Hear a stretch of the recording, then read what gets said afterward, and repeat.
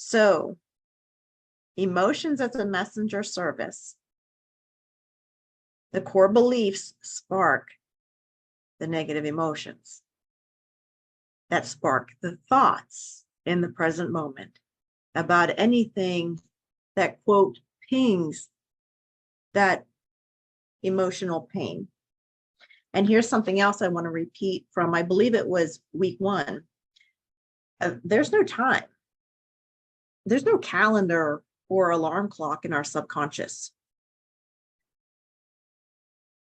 So there are core beliefs that we have and emotional pain that we have in our subconscious that think that it's actually still happening. They don't realize, a lot of core beliefs even don't even realize that we're grown up. And we're going to work with that in section 2 of this program. That is life-changing.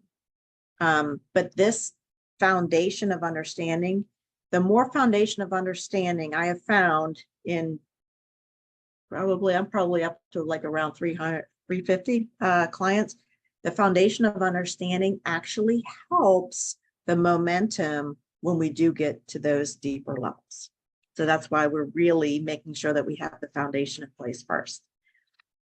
So the core beliefs underlying negative emotions only allow that information in that confirms them, and then surges that emotion out through the subconscious into the conscious mind that there's danger, there's a trigger, knee-jerk reaction, annihilate the relationship, sabotage the job, lose all the money.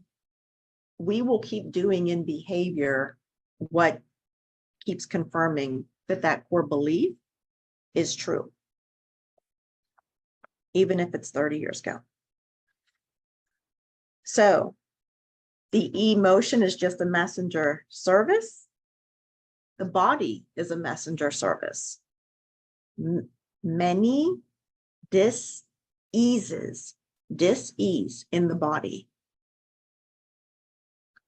is actually emotionally based. It's emotions that are anchored in, stuck in with the body, disconnecting the electrical system.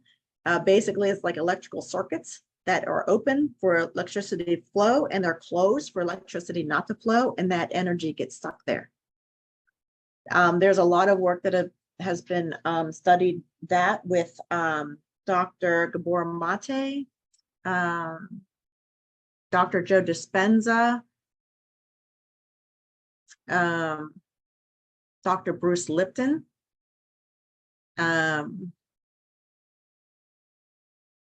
Dr. Greg Braden.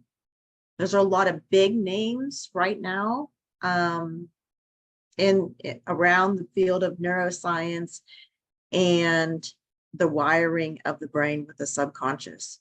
But Dr. Gabor Mate has actually even done studies on things like breast cancer and things that stage 4 cancer has been healed with learning to move the emotion through the body, accept, which is section 2 of this program, to know yourself, accept yourself, and then create yourself.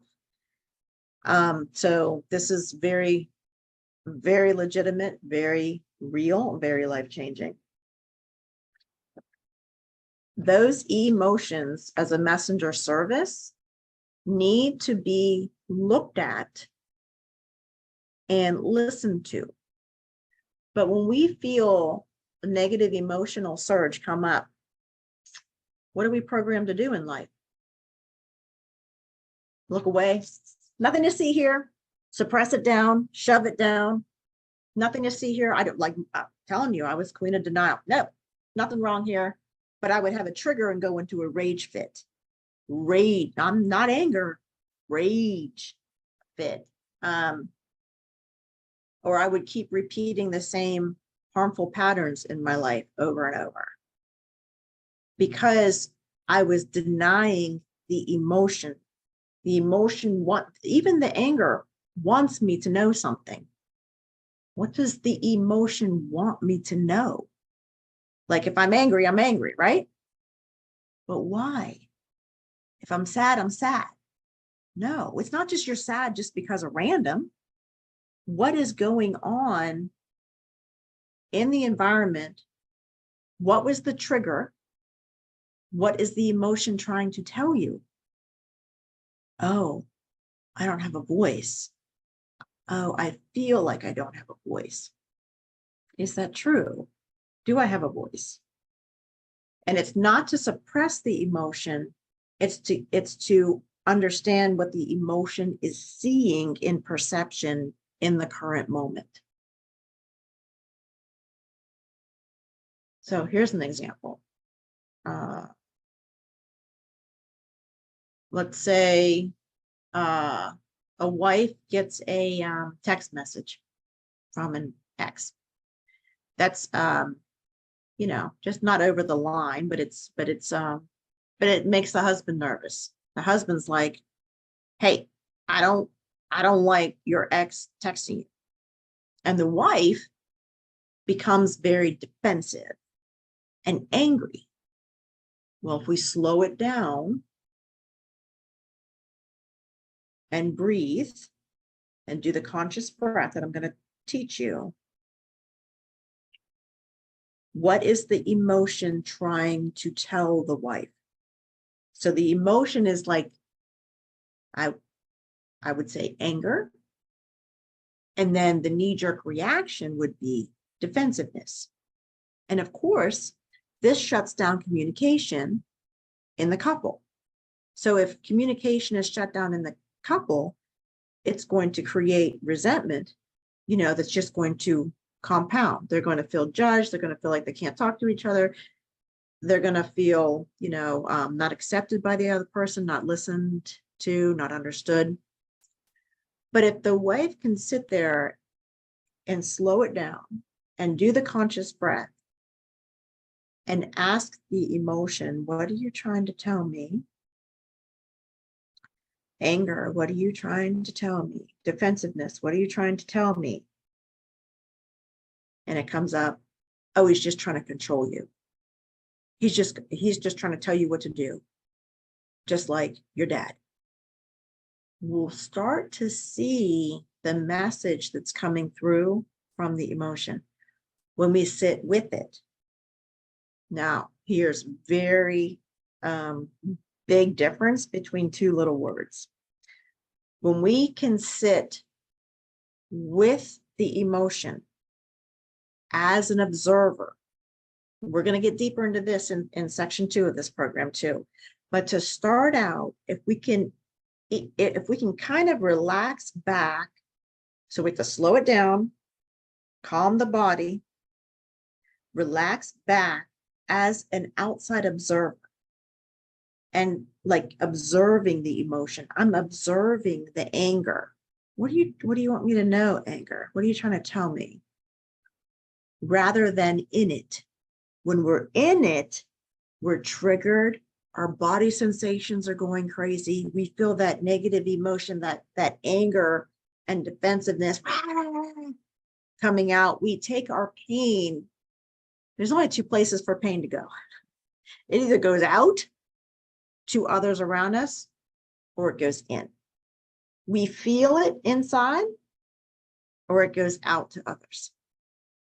So if we can slow it down, become an observer and say, anger, let's look at it. Let's accept it. Let's accept it's there. Anger, I see you there. It's okay. It's okay to be angry. This is normal. What do you want me to know? And see what comes up as that observer to be with the anger. Rather than allowing the anger to take over and be in it and then push that pain outwards to others. So that's the difference between with the emotion or in the emotion.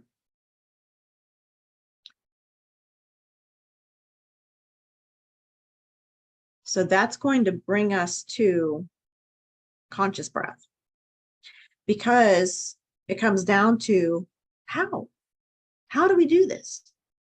And this happens, this is one of the things that got me starting this program in the first place, because we hear people say, oh, just, notice the trigger and why it's there, and, don't do it anymore. But how?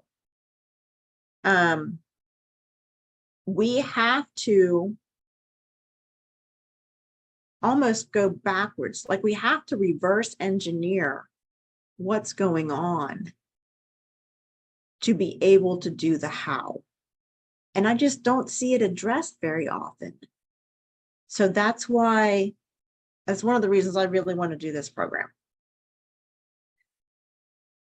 The how is slowing it down, like we were saying just earlier in this call, slowing life down enough that we're able to start to see the triggers more and more, able to start feeling the body sensations faster when they show up,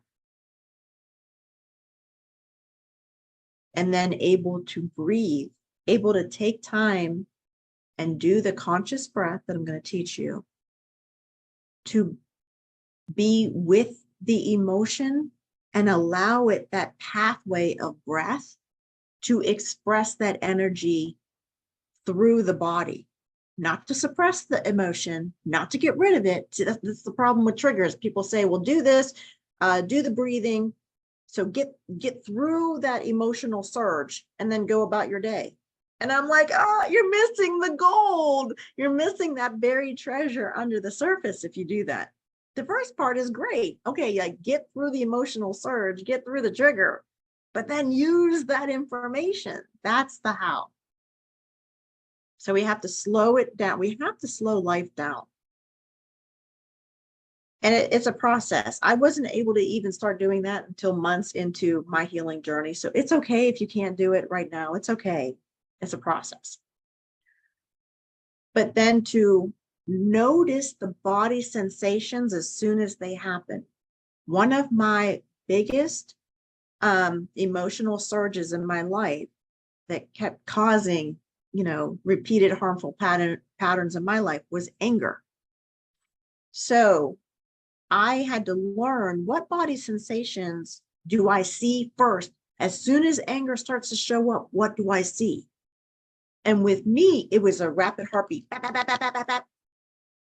Sometimes your first body sensations that you notice with a trigger might be tightness, constriction, like in your chest, in your shoulders, in your gut. A lot of people see their first body sensations show up in their gut or their chest immediately. So you're going to have to slow it down enough, slow life down enough that you start to pick up on what your body sensations are first, showing when you're triggered. As soon as you notice the body sensations, you're going to notice the emotion underneath it. If you can get out of that trigger enough to be able to be that observer, that outside observer, to be with the emotion. If you can't, that's okay. Sometimes there's triggers that, would put me, like, set me off, my hot buttons. They would set me off faster than other ones. It's okay. It's okay. I started working on the other ones that I could work with. Now, in neuroscience, this is called window of tolerance. Dr. Stephen Porges did a lot of work around this. Dr. Janina Fisher did a lot of work around this too. Between the trigger and the knee-jerk reaction, which they call the response, it's a knee-jerk reaction, is a window of tolerance. And I joke around. I do joke around. I tell people this, but it was the truth. My window of tolerance, my gap of time between trigger and knee-jerk reaction was 0.2 seconds. Like, I had 0.2 seconds to get out of there. So in past lessons where we worked on pause for the cause, the pause for the cause is feeling that body sensation, getting out of there as quickly as possible. Get out of the conversation, get off the phone, get out of the meeting, get out of the conflict, whatever you have to do as quickly as possible, so that then you can calm your body enough to then see what the trigger was and what the emotion is underneath it. This is just going to piggyback on that. We're trying to become aware of our body sensations when we're triggered, to be able to get out of there, pause for the cause, and that will start to widen the window of tolerance. Because the more that we understand what is being seen by our subconscious mind in creating its perception, the more it's going to widen that window of tolerance. The more that we work with our body sensations, knowing what the sensations are, responding from conscious mind what the body sensations are, the more that will widen the window of tolerance between the trigger and the knee-jerk reaction.